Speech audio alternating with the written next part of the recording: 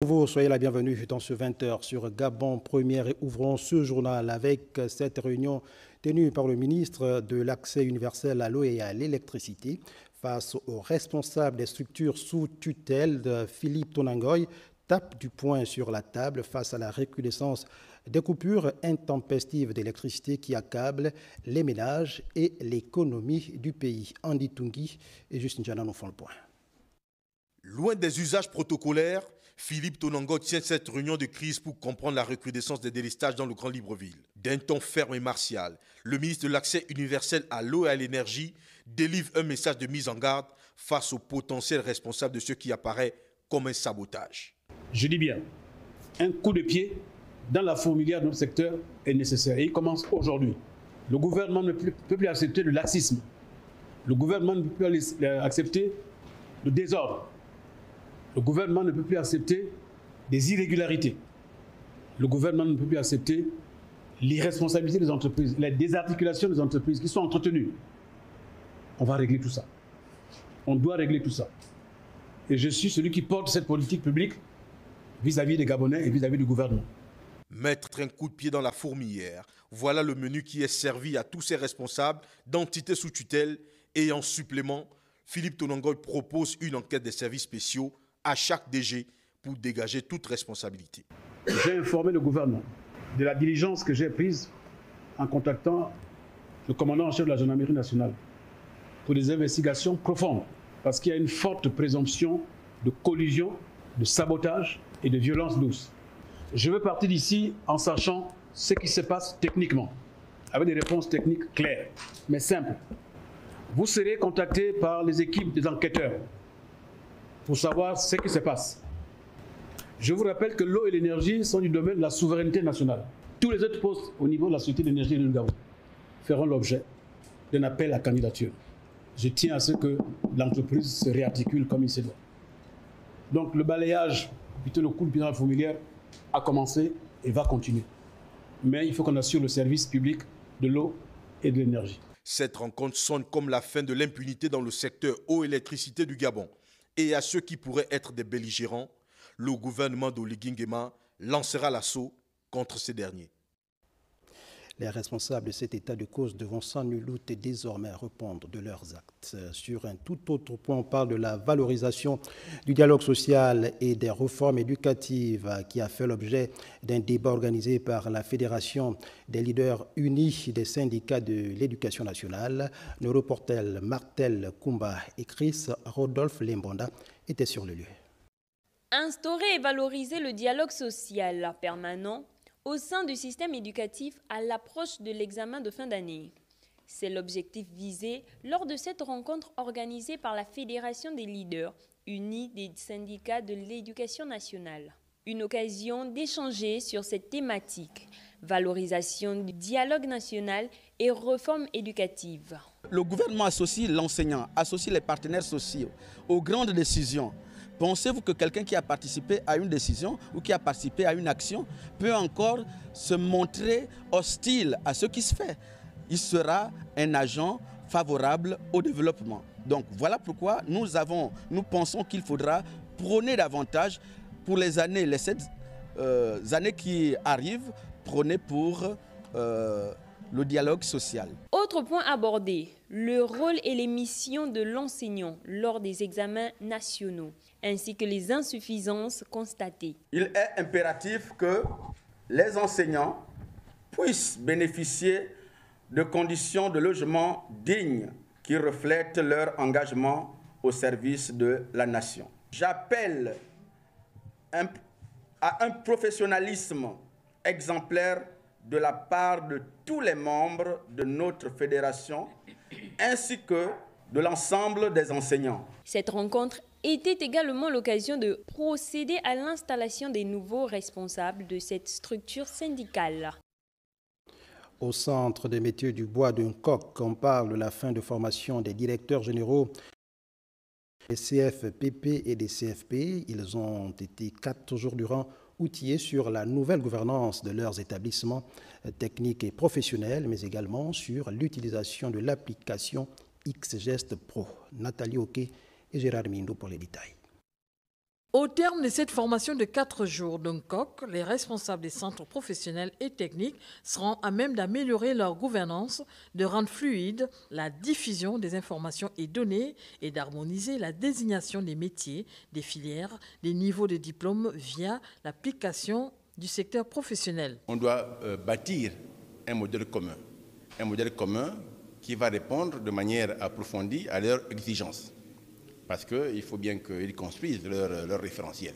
C'est de pouvoir, n'est-ce pas, non seulement intégrer donc, tout ce qui est organisation pédagogique, mais également de suivre, n'est-ce pas, à la sortie, donc après les formations des différents stagiaires, les différents débouchés sur le marché.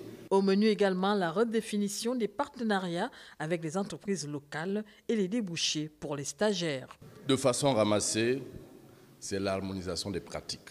Parce que nous allons arriver à une unicité dans le fonctionnement de nos différents établissements qui travaillaient plutôt de façon éparse. Les questions de dysfonctionnement d'un centre à un autre, celles des nouvelles filières à intégrer n'étaient pas en reste. Cette formation constitue la première phase d'un processus de l'implémentation du logiciel XGS Pro qui va assurément bouleverser vos habitudes de travail et de gestion quotidienne des données, des personnels et des biens disponibles dans vos établissements. Les CFPP, les CFT demeurent des établissements techniques et professionnalisants, levier important du gouvernement pour accompagner la jeunesse gabonaise dans son insertion progressive dans le monde du travail.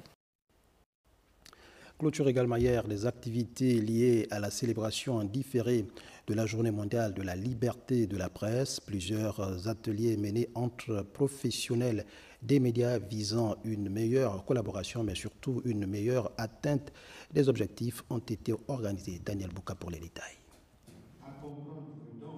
Plusieurs ateliers entre professionnels ont été animés ici autour de la thématique de cette année axée sur l'intelligence artificielle et les médias. Outil essentiel pour accélérer le travail, l'IA se positionne au XXIe siècle comme indispensable dans un monde compétitif. L'IA définit la nature même du travail du journaliste, l'informat, narratif, ainsi que les métiers de l'information dans leur ensemble. Elle s'impose comme un outil transversal qui transforme en profondeur les méthodes traditionnelles de production, de traitement et de diffusion de l'information. Dans un monde saturé de données. Outre son atout de rapidité, cet outil technologique se présente également comme un danger en considérant les risques irrélatifs. Cependant, son intégration de certaines façons, elle soulève des tensions limitées où la formation professionnelle fait défaut et où la liberté de la presse demeure fragile.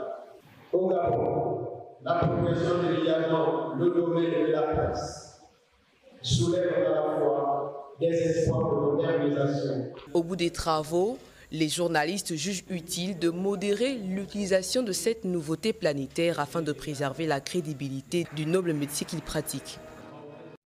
Le palais de justice de Libreville a servi de cadre à la cérémonie de prestation de serment de 81 agents du ministère du Pétrole, désormais officiers de police judiciaire. La cérémonie a eu lieu au palais de justice de Libreville sous la houlette des ministères de la Justice et du Pétrole. Yves Oyono pour les détails.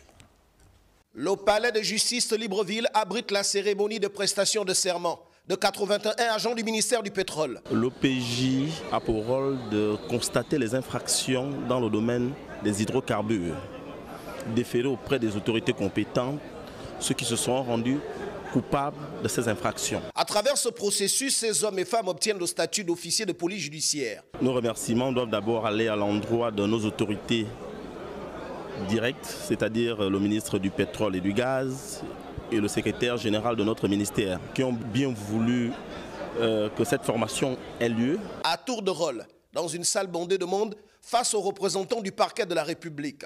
Je jure d'accomplir les devoirs de ma charge avec probité et impartialité. Les agents du ministère du Pétrole prononcent la formule consacrée. Ils promettent d'accomplir les devoirs et charges avec probité et impartialité, de respecter et de faire respecter la réglementation du secteur des hydrocarbures, de veiller au respect des normes et standards généralement admis dans l'industrie pétrolière et de conserver la confidentialité des informations. Tous ont juré. Ces OPJ vont mener des opérations de contrôle et de répression dans le secteur pétrolier. Ces techniciens ont aussitôt été renvoyés à l'exercice de leurs nouvelles fonctions. Ils seront donc amenés à constater les infractions liées aux activités des hydrocarbures, d'en rassembler les preuves, d'en rechercher les auteurs et de les présenter, le cas échéant, devant le procureur de la République. Le ministre des Travaux publics, de la Construction poursuit ses visites d'état des lieux des travaux des voiries et routes. Cette fois, la tutelle s'est rendue à Oyem dans la province du Wellington où il a constaté le niveau d'exécution des travaux des voiries, routes et autres infrastructures. Après constat, certains chantiers sont en phase finale et d'autres en cours d'exécution. Plus de détails avec Betty Anzembe et Louis Bestar Lignongo. Après les civilités d'usage et la visite des locaux abritant la direction provinciale du ministère sous tutelle, la délégation a poursuivi son périple sur l'axe Oyem à Sok-Medzeng en chantier avec un taux d'exécution de 38,36% pour une réalisation de 4,5 km de grave bitume. Les travaux de l'axe Zongon-Van avancent également 11,50% son niveau d'exécution.